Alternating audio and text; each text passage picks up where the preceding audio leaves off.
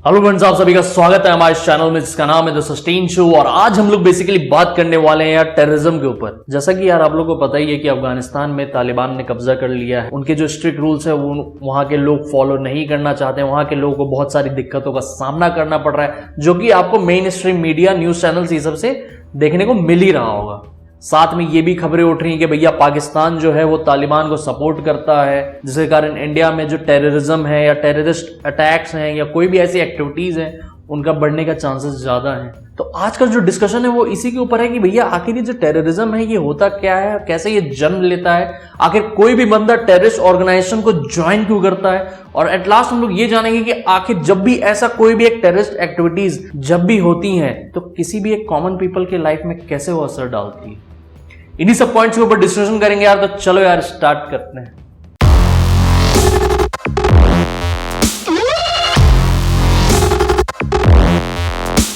तो यहां पर सबसे पहले जान लेते हैं यार कि आखिर टेररिज्म जो वर्ड है, ये जो टर्म है, इसका मतलब क्या है। देखो सच बताऊं तो इसकी एक अलग ही हिस्ट्री चलती आ रही है। बहुत रिसर्च करने के बाद भी यार यहाँ पर कोई टेररिज्म का डेफिनेट मीनिंग नहीं है, लेकिन हाँ इसको समहाउ रिलेट किया जाता है वायलेंस से। और अगर मैं बात करूं इस वर्ड की हिस्ट्री की, तो यहां पर मैं आपको ये बताना चाहूंगा कि इस वर्ड का इस्तेमाल सबसे पहले फ्रेंच रेवोल्यूशन के दौरान किया गया। फ्रांस की एक पार्टी थी, जैकोबिन पार्टी, जहां पर उनके जो लीडर थे मैक्सिमिलियन रॉबेस्पियर, उन्होंने पहली बार इस टर्म का इस्तेमाल किया था रेन ऑफ टेरर के साथ। देखो वो जो टेररिज्म जो वर्ड है वो कहीं ना कहीं टेरर से बना है, तो ये जो पार्टी के लीडर थे उन्होंने इसका इस्तेमाल रेन ऑफ टेरर के थ्रू किया था, जिसका मतलब है कि भैया आतंक का शासन, जहां पर उन्होंने एक साथ हजारों लोगों को फांसी की सजा सुना दी थी। और उनका यह मानना था कि भैया आतंक जो है वो एक तरीके से इंसाफ लेने का तरीका है, किसी से इंसाफ लेने का तरीका है, जिसको हम लोग आतंक का नाम देते हैं। और आज के टाइम पे यार तुम थोड़ा सा इसको रिलेट भी कर सकते हो कि जितने भी टेररिस्ट लोग हैं या जितने भी ये सब टेररिज्म वाली जो घटनाएं उनको अंजाम देते हैं, उनके लिए तो वो मसीहा है ना भाई। उनको तो ये लगता है कि हम एक मतलब आइडियल व्यक्ति हैं और हम एक अच्छा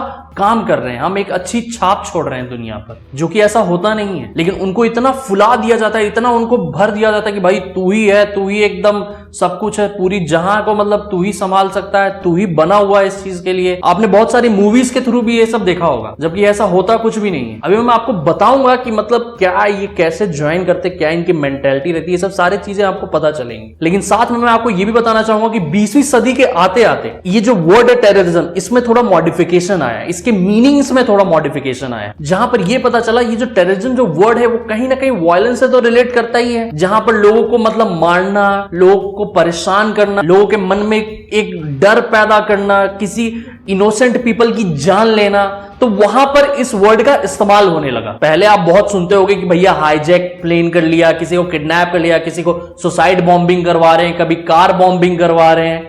तो ये सब घटनाएं तो होते रहती है। आज के टाइम पे भले हमारी जो फोर्स है वो बहुत स्ट्रांग है और हमारे को इसका बहुत मतलब आभारी रहना चाहिए कि हम लोग एक ऐसे देश में जो कि मतलब जिनकी फोर्स आज के टाइम पे एकदम डटी हुई है बॉर्डर्स पे। और ये सब जो इंसिडेंट है यार, इसकी कहीं ना कहीं अगर आप हिस्ट्री अगर देखना चाहोगे इंडिया की भी, तो कहीं ना कहीं आपको कुछ ना कुछ हाईजैकिंग के इंसिडेंट्स मिल जाएंगे। और 2008 की तो घटना आपके सामने ही थी भैया, जहां पर 26/11 ताज होटल पे जो अटैक हुआ सबके सामने। तो ये सब चीजें तो यार किसी से छिपी हुई है नहीं। बढ़ते अपने नेक्स्ट पॉइंट की तरफ। वो नेक्स्ट पॉइंट है हमारा यार कि आखिर टेररिज्म जन्म कैसे लेता है। यह जानना बहुत जरूरी है, बहुत ध्यान से सुनना, बहुत कुछ पता चलेगा। देखो एज अ जनरल मैं बात करूं तो टेररिज्म ना यार दुनिया के किसी भी कोने में, किसी भी देश में पनप सकता है, जन्म ले सकता है। क्योंकि टेररिज्म जो है वो माइंडसेट का खेल है। लोगों को माइंड को इस तरह डाइवर्ट, इस तरह उसको मॉडिफाई कर दिया जाता है कि लोग दूसरों को जान लेने में भी उनको कोई संकोच नहीं होता है। हाँ, अगर हम लोग इंडिया की टर्म्स में बात करें तो भैया हमारे को तो एक गिफ्टेड टेररिज्म कंट्री है ही हमारी पड़ोसी,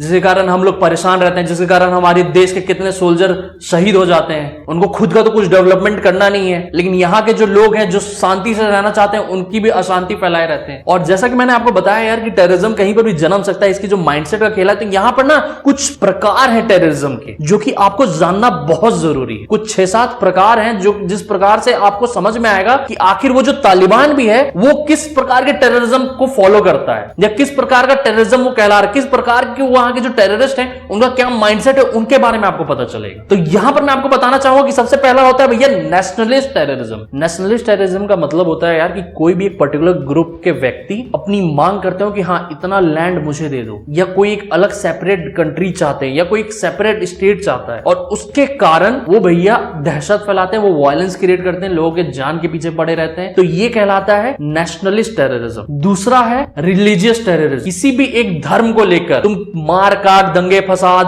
खून खराबा, बॉम्बिंग करवा रहे हो, जो कि मेनली ये टेररिस्ट लोग करवाते हैं। तो ये तो पहला एक माइंडसेट हो रहा है कि वो लोग रिलीजियस टेररिज्म फैला रहे हैं। दूसरा एक और है आइडियोलॉजी टेररिज्म, और ये जो आइडियोलॉजी टेररिज्म है कहीं ना कहीं ये तालिबान से रिलेट करता है। क्यों रिलेट करता है कि देखो रिलीजियस में क्या होगा कि एक धर्म के लोग दूसरे धर्म वाले लोगों से मतलब किसी तरह क्लैश उनका हो रखा है, लेकिन आइडियोलॉजी वाले टेररिज्म में ये होता है यार कि मान के चलो, अब एग्जांपल लेते हैं अफगानिस्तान का। अफगानिस्तान में यार 97.9% जो लोग हैं वो मुस्लिम्स हैं, तो वहां पर तो इतनी ये सब घटनाएं होनी नहीं चाहिए। लेकिन वहां पर बात आ जाता है आइडियोलॉजी का, क्योंकि तालिबान जो है वो सरिया कानून को फॉलो करता है, उनके एक अलग रूल्स हैं, और वहां के लोगों को ये रूल को फॉलो करने के लिए प्रेशराइज किया जा रहा है, क्योंकि इस रूल में बहुत सारी बाउंडेशंस हैं और वहां के लोग इस चीज को फॉलो नहीं करना चाहते हैं, क्योंकि वहां के लोग डेवलपमेंट चाहते हैं। आज के टाइम पे यार हम लोग इंडिया है जहां पर हमारे देश के हम लोग लड़का लड़की सबको एक साथ लेके आगे बढ़ने की कोशिश कर रहे हैं, ठीक है। अभी भी बहुत काम करना बाकी है, लेकिन हम लोग कोशिश कर रहे हैं। और वहां पर दूसरा एक देश जो कि हमारा पड़ोसी मुल्क है, वहां पर लड़कियों को दबा दिया जा रहा है। बोला जा रहा है कि भैया अगर आप 10 साल की हो गई हैं तो आपको घर पे रहना है, 10 साल से जो बड़ी लड़कियां हैं उनको पढ़ने का अधिकार नहीं है। तो वो देश कैसे बढ़ेगा? मैं यहां पर आपको साफ साफ बता देना चाहता हूं, जो भी इस प्रकार की सोच रखते हैं उनको मैं बता देता हूं, कभी भी किसी भी मेल डोमिनेंस से या फिर किसी भी रिलीजियस फैक्टर से अगर आप सिर्फ एक जेंडर और एक रिलीजन को लेकर चलोगे ना, आपका देश कभी तरक्की नहीं कर पाएगा। ये फैक्ट है, ये मैं बहुत रिसर्च करने के बाद मैं ये बता रहा हूं। जिस देश को डेवलपमेंट करना है उसको हर एक रिलीजन को समानांतर तरीके से देखना पड़ेगा, हर एक जेंडर वाले को अपॉर्चुनिटी देनी पड़ेगी, तब जाके देश आगे बढ़ता है धीरे धीरे। बहुत सारी वीडियोस वायरल हो रही हैं यार तालिबान से रिलेटेड, ठीक है, आप लोग देख ही रहे होगे, बहुत सारे उनकी जो एक्टिविटीज है वो पता। क्या आपको लगता है कि मतलब एक फैक्टर तो दिख रहा है कि हाँ चलो कुछ लोग हैं टॉप 5 टॉप जो 10 लोग हैं तालिबान के, वो लोग थोड़ा प्रेस कॉन्फ्रेंस कर रहे हैं, बात कर रहे हैं, दूसरे सरकार वालों से मिल रहे हैं, ठीक है, वो समझ में थोड़ा मोड़ा बाय चांस आता भी है। लेकिन एक जो उनके जो निचले वर्ग के लोग हैं तालिबान के ग्रुप में ही, अगर मैं निचले वर्ग वालों की बात करूं, कोई झूला झूल रहा है, कोई कहीं पर आग लगा दे रहा है, अंधाधुंध फायरिंग कर रहा है लोगों के ऊपर, ऐसे चलता है क्या यार देश? बढ़ते हैं अपने नेक्स्ट पॉइंट की तरफ, और नेक्स्ट पॉइंट है हमारा यार राइट विंग टेररिज्म और लेफ्ट विंग टेररिज्म। इसका मतलब होता है कि यार देखो कोई भी एक पार्टी है, बड़ी पार्टी, कोई भी इधर एक पार्टी है, और दोनों आपस में ही दंगे फसाद करवा रही है, लड़वा रही है, बॉम्बिंग करवा रही है। इस प्रकार का जो एक दहशत फैलता है इसको बोला जाता है भैया राइट और left wing terrorism. Internal parties के द्वारा ही, पॉलिटिकल पार्टीज के द्वारा ऐसा दहशत फैलाया जाता है, ऐसे टेररिज्म एक्टिविटीज को अंजाम दिया जाता है। पांचवा है यार हमारा स्टेट स्पॉन्सर्ड टेररिज्म, यानी कि कोई भी एक पर्टिकुलर स्टेट है यार, मान के चलो इंडिया का कोई एक पर्टिकुलर स्टेट है और उसको दूसरे स्टेट से चिढ़ मच रखी है, तो वो बॉम्बिंग करवाता है दूसरे स्टेट में, जो कि ये सब चीजें तो मेरे को बहुत कम देखने को मिलती है इंडिया में। बढ़ते हैं अपने नेक्स्ट पॉइंट पर, और नेक्स्ट पॉइंट है हमारा यार नार्को टेररिज्म। इस टेररिज्म में क्या होता है भैया कि कोई भी एक मान के चलो एक ग्रुप है जो कि ड्रग्स डीलिंग ये सब करवाते हैं, ठीक है, तस्करी करवाते हैं, और जब उनका पकड़ा जाए वो सामान, तो वो कहीं ना कहीं पर बॉम्बिंग करवा दिया उन्होंने, कहीं पर किसी को कार बॉम्बिंग करवा दिया, कुछ भी ऐसे छोटे मोटे जो एक्टिविटीज हैं ये उन्होंने करवा दिया जस्ट बिकॉज कि उनका माल पकड़ा गया। और लास्ट हमारा आता है यार इन्वायरमेंटल टेररिज्म, जिसका मतलब है कि मान के चलो किसी देश के जो मॉन्यूमेंट्स है उस पर अटैक किया जाए, किसी देश के जो रिसोर्सेज है उस पर अटैक किया जाए, तो ये कहलाता है इन्वायरमेंटल टेररिज्म।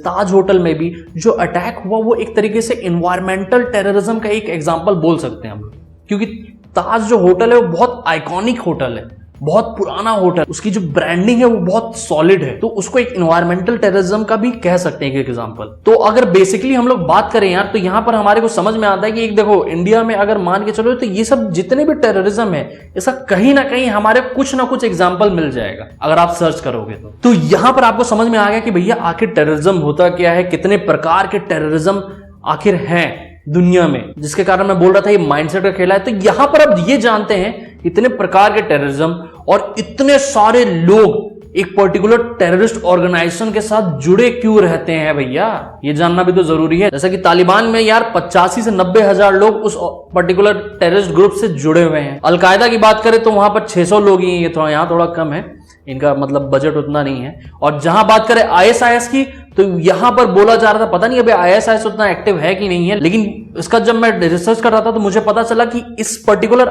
आईएसआईएस के ग्रुप में 40,000 से लेकर 1 लाख तक के लोग इसमें हो सकते हैं। तो इतने सारे लोग आखिर ये पर्टिकुलर ऑर्गेनाइजेशन से, एक पर्टिकुलर टेररिस्ट ग्रुप से आखिर ज्वाइन क्यों करते हैं, क्यों इनके साथ एसोसिएट हो जाते हैं? तो यहां पर मैं आपको बताना चाहूंगा यार कि देखो, टेररिस्ट ग्रुप को ज्वाइन करने के पीछे 5 मैं ऐसे रीजंस लेके आया हूं जो कि आपको बहुत हद तक बहुत कुछ समझाने के लिए काफी है। तो यहां पर सबसे पहले मैं आपको बताना चाहूंगा कि भैया साइकोलॉजिकल डिसऑर्डर के कारण, साइकोलॉजिकल फैक्टर के कारण मिनिस्ट्री ऑफ जर्मनी ने एक रिसर्च किया जहां पर यह पाया गया कि भैया बहुत सारे जो यंग लोग हैं वो टेररिस्ट ग्रुप को इसलिए ज्वाइन करते हैं क्योंकि उनका जो पास्ट में जो फैमिली इंसिडेंट्स होते रहते हैं वो अच्छा नहीं रहता, उनके फैमिली बैकग्राउंड अच्छा नहीं है, बहुत फैमिली में क्लैशेस होते हैं, जैसे माँ बाप सही नहीं है, दोनों आपस में मारपीट दंगे फसाद करते रहते हैं, तो उनसे तंग आके इन लोग का एक माइंडसेट वैसा डेवलप होता है जिसके कारण वो टेररिस्ट ग्रुप्स को ज्वाइन कर लेते हैं। Point number 2, religious factor. Religious factor again क्योंकि बहुत सारे लोगों को भैया भड़काया जाता है, तुम्हारे इस धर्म के लोगों पर बहुत अत्याचार किया जा रहा है, बहुत उनको मारा पीटा जा रहा है, उनको भड़काया जाता है, इतना भड़का दिया जाता है, इतना भड़का दिया जाता है कि भैया वो फिर सोचते हैं कि चलो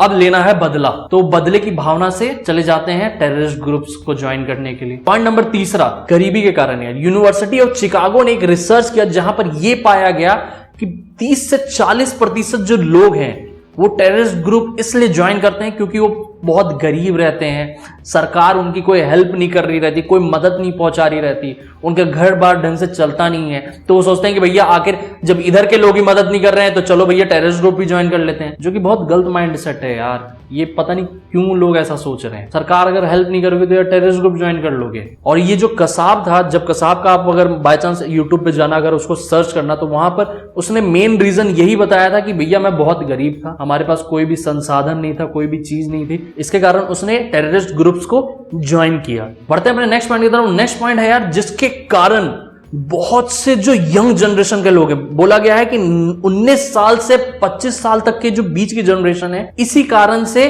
टेररिस्ट ग्रुप को ज्वाइन करती है। और ये जो रीजन है इसका है कि भैया कुछ लोग ना अपनी लाइफ में ना बहुत थ्रिल चाहते हैं, बहुत एडवेंचर चाहते हैं, उनको ना खून खराबा, मारपीट, दंगा फसाद बहुत पसंद आता है। उनको लगता है कि हाँ यार अगर मैं ऐसा करूंगा तो मेरी एक अलग पहचान बनेगी, लोग मेरे से डरेंगे, उनका ये माइंडसेट रहता है जिसका कोई फायदा नहीं है, जिसको ये बहुत लगता है कि हाँ भैया गोली बारी, खून खराबा, ये बहुत थ्रिल वाला मतलब एक सेक्टर है, ये बहुत थ्रिल वाला एक फील्ड है, यहाँ पर बहुत एडवेंचर है। लेकिन उस एडवेंचर का जो अंत है वो किसी को नहीं समझ में आता ना उस टाइम। अगर उस टाइम समझ में आ रहा होता तो वो टेररिस्ट ऑर्गेनाइजेशन नहीं ज्वाइन कर रहे होते, क्योंकि उनको शुरुआत में ना बहुत सारे ख्वाब दिखाए जाते हैं, उनको ये दिखाया जाता है कि जैसा कि मैंने पहले ही बताया कि उनको बहुत सुप्रीम फील करवाया जाता है। यूनाइटेड स्टेट्स की एक रिपोर्ट के अनुसार ये पता चला कि लगभग 5 से 6 हजार लोग, फॉरेन पीपल्स जो हैं, बाहर के जो लोग हैं, बाहर कंट्री, दूसरे कंट्री से भी तो लोग इन पर्टिकुलर टेररिस्ट ग्रुप्स को ज्वाइन करते हैं, तो वो इसलिए ज्वाइन करते हैं क्योंकि उनकी कुछ इंडिविजुअल आइडेंटिटी बनाना चाहते हैं, वो आइडेंटिटी सीकर्स होते हैं। एक होता है ना कि यार मुझे समझ नहीं आ रहा मैं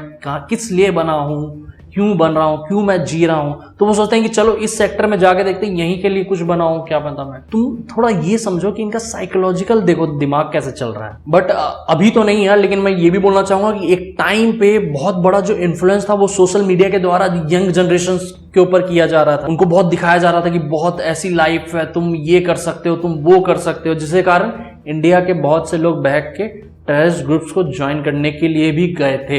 लेकिन बढ़ते अपने नेक्स्ट पॉइंट के, तो नेक्स्ट पॉइंट है हमारा यार कि आखिर जब भी कोई ऐसा टेररिज्म वाली घटनाएं, कोई भी ऐसा टेररिस्ट अटैक या कोई भी ऐसी एक्टिविटीज होती है तो एक कॉमन पीपल के दिमाग में, एक आम आदमी के दिमाग में कैसे छाप छोड़ के जाती है। आप देखो अफगानिस्तान में तो आप लोग देख ही रहे होगे यार, ठीक है, अफगानिस्तान में क्या चल रहा है, लोग प्लेन के टायर में छिप के भागने की कोशिश कर रहे हैं, कोई माँ अपने बच्चों को फेंक दे रही है, जो 3-4 महीने के बच्चे हैं उसको फेंक के यूएस वाले जो सोल्जर्स हैं उनको पकड़ा रही है। क्या ये चाहते हो, क्या ऐसा माहौल बना रहे? मैं उन लोगों की बात कर रहा हूं जो लोग मतलब तालिबान को सपोर्ट कर रहे हैं।